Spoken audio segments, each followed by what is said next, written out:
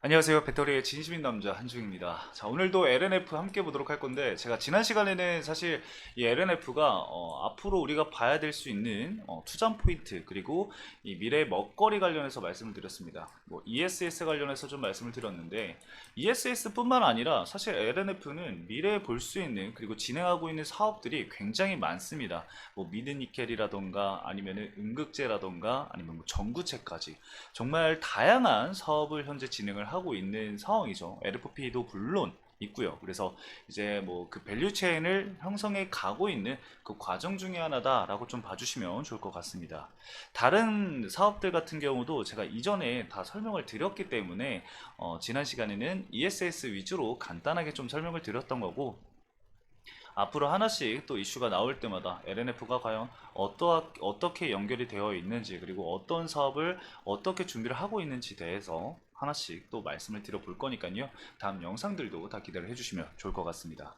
자, 오늘 제가 키워드를 어떻게 잡았느냐, 하나씩 문제를 풀어가는 과정이다 라고 좀 말씀을 드렸습니다.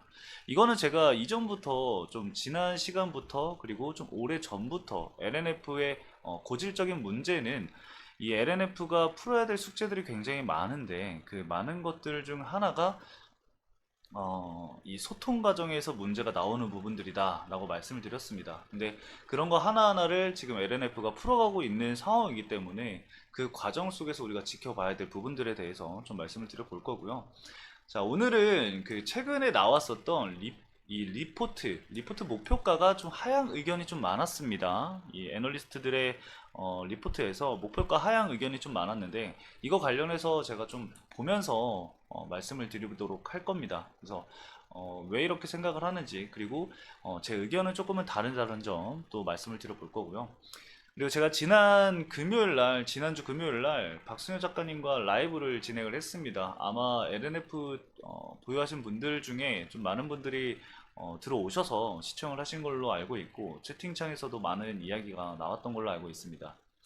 제가 말씀을 좀 드렸었죠. LNF 관련해서 박승효 작가님께 좀 반박을 하고 말씀을 드릴 거다라고 애초에 여러분들에게 말씀을 드렸었고, 그걸 좀 지켰고 약속을 좀 지켰고, 박수현 작가님도 이제는 인정을 하셨습니다. 그렇죠? 관련해서도 간단하게 좀 말씀을 드려보도록 할게요. 뭐 물론 박수현 작가님께서 뭐 LNF를 뭐 인정했다고 해서 뭐 LNF가 올라가고 그런 부분은 크게 사실 없을 것 같긴 합니다. 왜냐면 LNF의 중요한 거는 누군가의 인정을 받는 것이 아니라 앞에 말씀드렸었던 이러한 문제들을 하나씩 풀어 나가는 게 중요하기 때문에 크게 영향은 없겠지만, 그래도 어떤 부분에 있어서 인정을 하셨는지에 대해서는 간단하게 좀 말씀을 드리도록 할게요.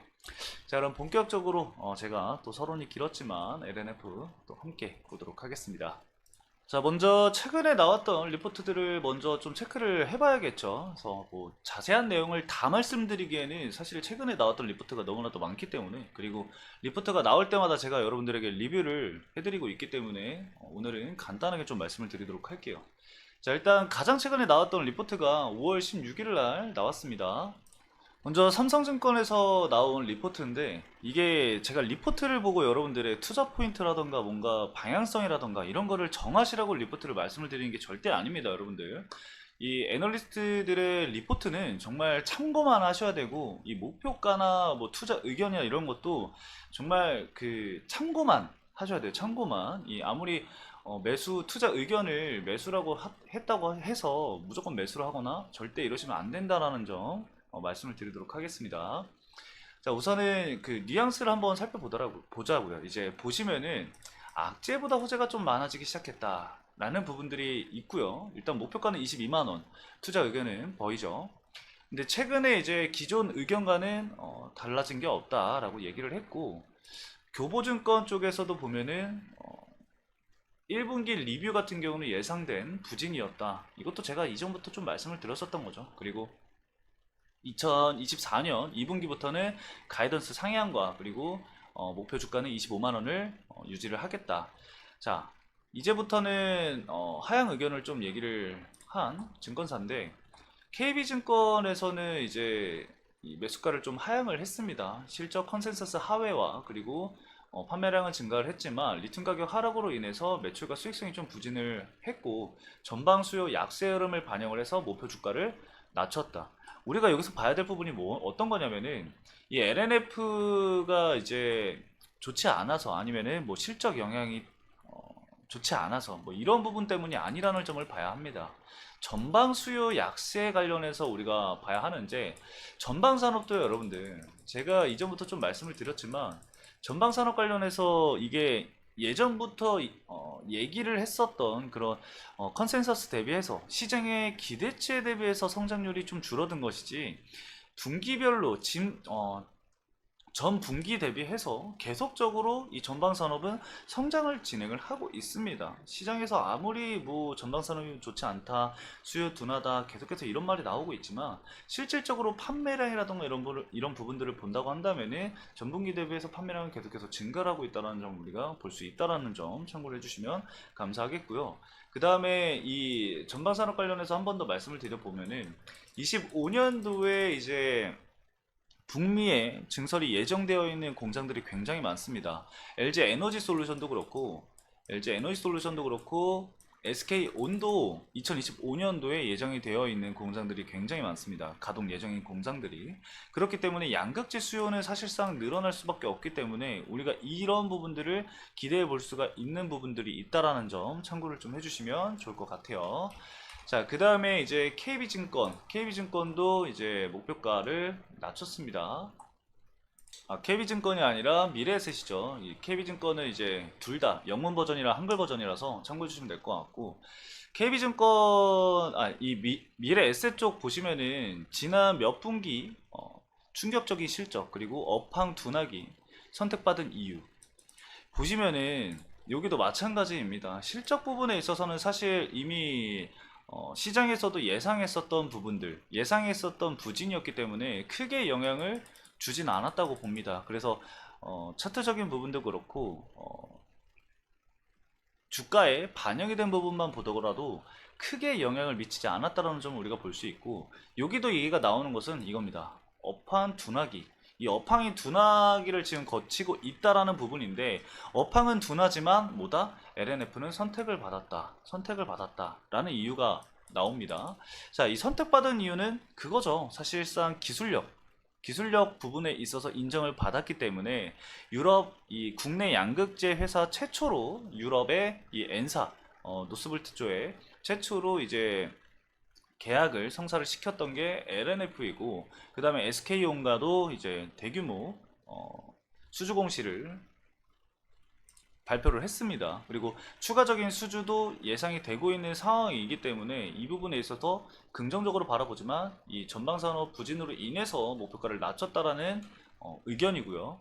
하나도 제가 봤을 때는 비슷합니다. 근데 하나증권 쪽 보면은 다른 쪽보다 사실 목표가가 굉장히 높은 것을 볼 수가 있어요. 30만 원 정도를 지금 현재 목표가로 진행을 하고 있습니다. 여기도 좀 보면은 1분기 추가 재고 평가 손실 반영으로 인해서 큰 폭의 적자 발생으로 이제 목표가를 하향을 한 것 같은데, 사실상 2분기까지 악성 재고를 소진한 이후에 실적 개선이 이루어질 겁니다. 이 증권사 리포트 목표가에 대해서 여러분들이 크게 신뢰를 하면 안 되는 게 뭐냐면은, 사실상 이 분기 실적이 바뀌게 되면은 얘네는 이제 의견을 바꿀 수가 있습니다. 바로바로 이제 뭔가 수주 공시가 크게 나온다던가 아니면은 2분기 실적이 좋아진다라고 한다던가 이러면은 사실 다시 목표가를 올린다라던가 이거는 유동적으로 움직이는 거기 때문에 크게 신경을 쓰지 않아도 된다라고 좀 말씀을 드리고 싶어요. 다른 데도 마찬가지이겠죠. 이 다울도 마찬가지입니다. 다울도 사실상 실적 부분에 있어서 얘기를 좀 많이 하는 것 같아요. 원가 부담이 이 3분기까지 지속될 것으로 예상이 되기 때문에 이 흑자 전환은 하반기에 진행이 될 것이다.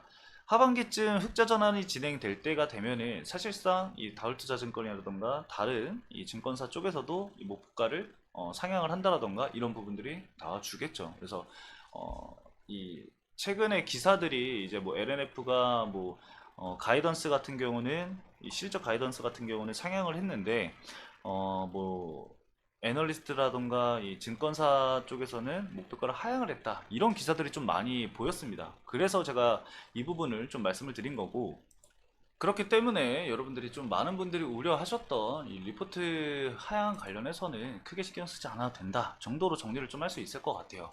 자, 그리고 기술적인 부분은 사실상 제가 이전부터 계속해서 말씀을 드리고 있습니다. 저점을 꾸준히 높여가고 있는 상황이고, 지지 구간을 이탈하지 않는 선에서는 이 박스권 내에서의 움직임이 계속해서 나올 거다라고 말씀을 드렸고요. 이 고점도 계속해서 낮아지고 있는 상황인데, 자, 제가 말씀드렸습니다. 이 장기평을 돌파하는 시점이 굉장히 중요할 것이다 라고 말씀을 드렸고, 이 해당 구간들 장기평선을 이 단기평선이 골든크로스가 나오는 그런 시기들을 우리가 집중적으로 좀 체크를 해봐야 한다 라고 말씀을 드렸습니다. 그래서 이 구간들을 돌파를 하게 된다고 한다면은 우리가 예상을 했었던 이런 저항대 가격대들을 터치를 할 가능성이 매우 매우 높아지겠죠. 그래서 그 부분을 앞으로 좀 꾸준히 지켜볼 필요가 있겠습니다. 그래서 기술적인 부분들은 우리가 예상을 했었던 흐름들이 계속해서 나와주고 있는 상황이고, 외국인 자금도 꾸준히 들어오고 있다라는 점을 아주 굉장히 긍정적으로 좀 바라볼 수 있을 것 같아요. 그리고 모건스탠리 쪽에서도 최근에 다시 매수세가 유입이 되고 있는 상황이기 때문에 꾸준히 지켜봐야 될 부분 중에 하나다라고 말씀을 드릴 수가 있을 것 같고, 그 박순현 작가님이랑 제가 이제 얘기를 하면서 박순현 작가님이 이제 뭐 8대 종목에 LNF를 넣지 않았던 거는 뭐 과거에 LNF를 다 좋아했고 누구나 다 좋게 보는 주식이었기 때문에 삼성 SDI랑 LNF는 넣지 않았다 뭐 이런 식으로 말씀을 하셨지만, 팩트를 좀 말씀을 드렸죠. 과거에 우려했었던 그런 부분들이 해소가 되고 있는 부분들이 존재하기 때문에 이 수주 공시가 계속해서 나오게 된다라고 한다면은 좋게 바라볼 수 있겠냐라고 말씀을 하니까 긍정적으로 좀 말씀을 하시더라고요. 그리고 어, 제가 박승현 작가님이랑 촬영을 한다라고 했을 때 LNF 주주분들께서 굉장히 많은 우려를 표했습니다. 그래서 그런 우려하시는 내용들은 나오지 않았고요. 그래서 제가 철저하게 준비를 해서 LNF에 대해서 명확하게 말씀을 드리고 설명도 드리는 시간을 가졌으니까요. 여러분들 해당 내용도 앞으로 컨텐츠가 나오면은 함께 시청을 해주시면서 궁금하신 게 있으시면 질문을 하고 함께 소통을 하는 그런 컨텐츠를 만들어 봤으면 좋겠습니다. 자, 오늘 간단하게 LNF 관련해서 리포트 관련해서 좀 설명을 드렸는데, 제가 오늘 오랜만에 말씀을 드려서 그런지 좀 장황하게 얘기를 한 것 같아요. 그래서 살짝 좀 루즈한 감이 없지 않아 있었는데, 다음 시간에는 좀 더 제가 디테일하게 준비를 해서 여러분들에게 전달을 드릴 테니까 다음 영상도 시청을 해주시면 감사하겠습니다. 저희 채널은 저희가 독단적으로 진행을 하는 게 아니라 여러분들과 소통을 하면서 진행을 할 겁니다. 그렇기 때문에 여러분들 궁금하신 거나 뭔가 제가 얘기를 했을 때 이런 부분들은 뭔가 좀 고쳐줬으면 좋겠다 라고 하는 게 있으면은 편안하게 댓글 달아주시면은 언제든지 참고해서 말씀드리도록 하겠습니다. 자, 오늘도 시청해주신 여러분들 감사드리고요. 저는 이만 물러가도록 하겠습니다. 감사합니다.